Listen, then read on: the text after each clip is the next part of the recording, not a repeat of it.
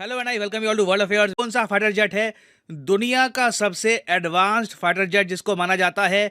F-35 ने India में कदम रखा है। यहाँ पे आप देख पाओगे 2 F-35 इंडिया में भेजे हैं यूएसए ने।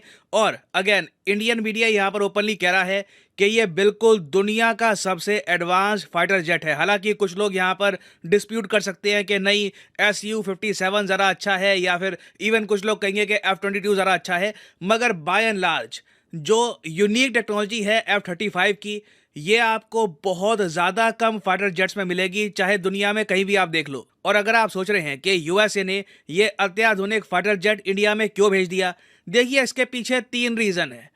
पहला रीजन तो ये है पोटेंशियल बिजनेस डील। फिर दूसरा रीजन है strategic support, geopolitical support India को दिखाना कि यूएस एयरफोर्स अपना जो सबसे एडवांस फाइटर जेट है ये भेजती है इंडिया में। और तीसरा यहाँ पर रीजन ये है रशिया के साथ राइवलरी। ये तीनों रीजंस मैं आपको समझाऊंगा।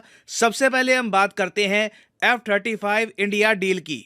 नाउ F-35 फाइटर जेट की मैं कहूँगा सबसे ज़्यादा डेडली खूबी ये है कि यहाँ पे ये लोग यूज़ करते हैं JSSM-ER मिसाइल्स को। मतलब कि ये ऐसे मिसाइल्स हैं जिनकी रेंज 1000 किलोमीटर से ऊपर हो सकती है।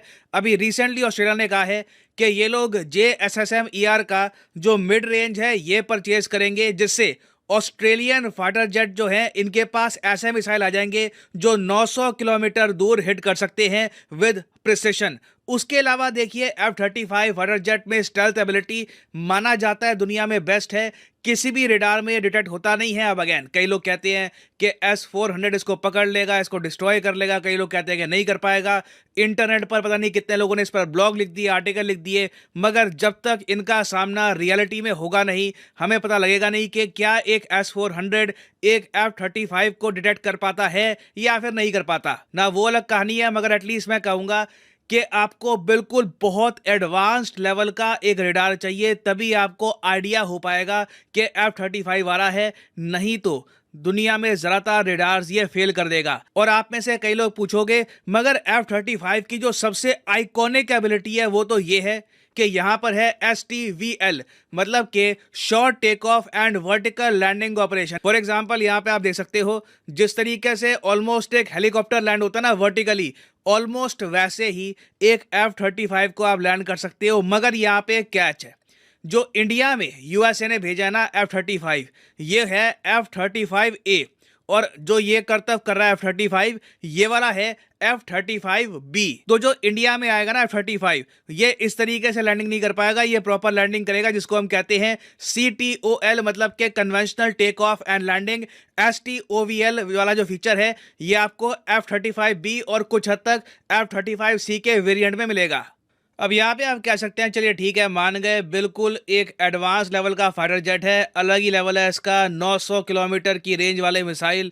डेफिनेटली इंडिया के लिए एक नई टाइप की टेक्नोलॉजी है। मगर हमें यहाँ पे एक क्वेश्चन ये पूछना पड़ेगा कि अचानक से यूएस इसके दर्शन हमको क्यों करा रहा है। इसके पीछे देखिए एक बहुत ही सिंपल आंसर है, AMCA, advanced medium combat aircraft, जो भारत का 5th जनरेशन फाइटर जेट होगा, जो भारत का जवाब होगा टू F-35। ये धीरे धीरे शेप ले रहा है। भारत बहुत ही जल्द खुद का एक F-35 जैसा फाइटर जेट बना देगा। अब अगेन उसमें रेंज मिसाइल्स कितनी होगी, क्या ये वर्टिकल लैंडिंग कर पाएगा नहीं कर पाएगा, ये बहुत सारे सवाल है। मगर उसमें 5th जनरेशन फाइटर जेट वाले बहुत सारे जो फीचर हैं बिल्कुल आपको मिलेंगे। भारत ने हाल ही में जो हमारे यहाँ प्राइवेट कंपनियां हैं जैसे कि टाटा, उसके अलावा L&T, उनको कहा है कि आप भी इस प्रोग्राम में अपना कंट्रीब्यूशन दीजिए, ये देश की तरक्की में एक बहुत ही बड़ा रोल निभाएगा। तो जैसे जैसे हम देख रहे हैं कि भारत का AMCA डेवलप हो रहा है, उम्मीद है कि 2024 तक इससे रिलेटेड काफ़ी एक अच्छी खबर सुनने को मिलेगी।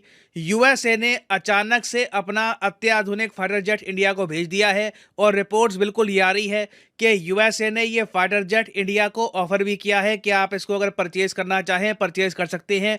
ऑब्वियसली इंडिया इसको परचेज नहीं करने वाला। हमने ना इनके F-16 लिए, ना F-18 लिए, ना मुझे लगता है कि हम लोग F-35 परचेज करने वाले हैं, क्योंकि इंडिया का एक बार खुद का 5th जनरेशन फाइटर जेट एक बार बन गया तो उसके बाद इंडिया को एक बड़ी एज मिल जाएगी ऑस्ट्रेलिया, जापान, दुनिया भर के सारे कंट्री से, क्योंकि वो सब देश कहीं ना कहीं हमेशा डिपेंडेंट होंगे यूएसए पर। अब ऑब्वियसली यहाँ पे आप ये भी सोच सकते हैं कि यूएस कितना ज़रा क्लेवर कंट्री है। जैसे ही हमारा एएमसीए अब शेप ले रहा है, इन्होंने अब ऑफर कर दिया अपना F-35 इस उम्मीद से कि क्या पता इंडिया जो अपना प्रोजेक्ट है ये छोड़कर हम पे डिपेंडेंट रहे। बिल्कुल यूएस क्लेवर है, बिल्कुल यूएस अपॉर्चुनिस्टिक है। हाल ही में हमने देखा कि हमारे देश में जब जम्मू में रिपोर्ट आई कि लिथियम मिल चुका है, यूएसए के जो एनर्जी डिपार्टमेंट के लोग हैं ये भी इंडिया में आ गए। बिल्कुल इसी तरीके से एक कंट्री टॉप पे पहुंचता है। They are very opportunistic and they are clever. और इनको ये भी पता है कि इंडिया ने अगर मान लो सिर्फ 10 F-35 खरीदने का मन बना लिया तो आराम से जो ये पूरी डील है ये 4 से लेकर 5 बिलियन डॉलर की पड़ जाएगी। अब आप कहोगे वेट 4 से 5 बिलियन डॉलर, मगर गूगल करो तो पता लगता है कि F-35 फाइटर जेट की जो कॉस्ट है ये 90 से लेकर 100 मिलियन डॉलर की है। देखो ये वहाँ पे लिखा होता है मगर वो बहुत ही बेसिक कॉस्ट है। उसके अलावा आपको जो इसमें सपोर्ट चाहिए होता है, वेपन्स चाहिए होते हैं, दुनिया भर के और एड ऑन्स होते हैं। इंडिया ऑफ कोर्स अपने हिसाब से इसको मॉडिफाई भी करवाएगा। तो फॉर एग्जांपल जब कनाडा ने ये F-35 फाइटर जेट परचेज किया था तब इनको भी 450 मिलियन डॉलर का पड़ा था एक फाइटर जेट। तो आप अंदाजा लगा लो कि इंडिया को भी इतने का ही पड़ेगा। और 10 फाइटर जेट का मतलब ये है कि 4.5 से लेकर 5 बिलियन डॉलर, रफली आप कह लीजिए 40,000 करोड़ रुपए यूएसए को पे करने होंगे। अब ये तो मैंने आपको बात बता दी है डील के बारे में, पोटेंशियल डील के बारे में, जो यूएसए को उम्मीद है क्या पता हो जाए अगर इंडिया का एएमसीए इतना सक्सेसफुल नहीं होता। दूसरी यहां पर बात यह भी आती है कि देखिए एक जियोपॉलिटिकल गेम चल रही है यूएसए और रशिया के बीच में कि इंडिया को अपना मित्र मुल्क कौन बनाकर रखेगा। इंडिया ज्यादा स्ट्रॉन्गर आप कह लो पार्टनर किसका होगा, यूएसए या रशिया का।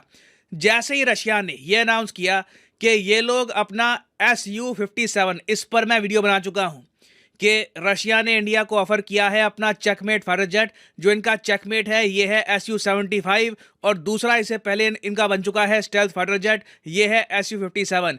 तो रशिया का प्लान ये है कि एरो 2023 जो बेंगलोर में एक बहुत ही बड़ा एरो शो होने वाला है इंडिया में, वहां पर ये लोग भेजेंगे अपना Su-57। उसको भी काउंटर करने के लिए यूएसए ने भेजा है अपना F-35 कि ठीक है अगर रशिया अपना 5th जनरेशन फाइटर जेट भेज रहा है तो हम भी भेजेंगे अपना F-35। और मैं आपको बता दूं लोगों का सारा ध्यान ना अब Su-57 से हटके चला जाएगा F-35 पे, क्योंकि F-35 की इतनी चर्चा होती है ऑनलाइन सोशल मीडिया पर कि ऑलमोस्ट एक सेलिब्रिटी सा ही बन गया ये।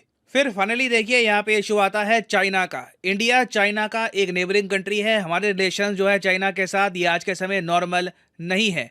यूएसए ने इंडिया को बैक किया है ओवर दिस टाइम। रशिया का इतना सपोर्ट इंडिया को मिला नहीं है रिगार्डिंग चाइना। मगर हमें यहाँ पर यह देखना होगा कि एक ऐसे टाइम में जब यूएस अब ओपनली शूट डाउन कर रहा है चाइना के बलून्स और चाइना भी कह रहा है कि यूएसए ने बहुत सारे गुब्बारे भेजे हैं इनके देश पे, ऐसे टाइम में F-35 इंडिया में आता है, ये बिल्कुल एक बहुत ही स्ट्रांग जियोपॉलिटिकल मैसेज भेजेगा चाइना को। तो हर तरफ से मैं कहूँगा परफेक्ट टाइमिंग, परफेक्ट प्लेस, बिल्कुल एक मैं कहूँगा बढ़िया जियोपॉलिटिकल मूव है यूएसए की तरफ से।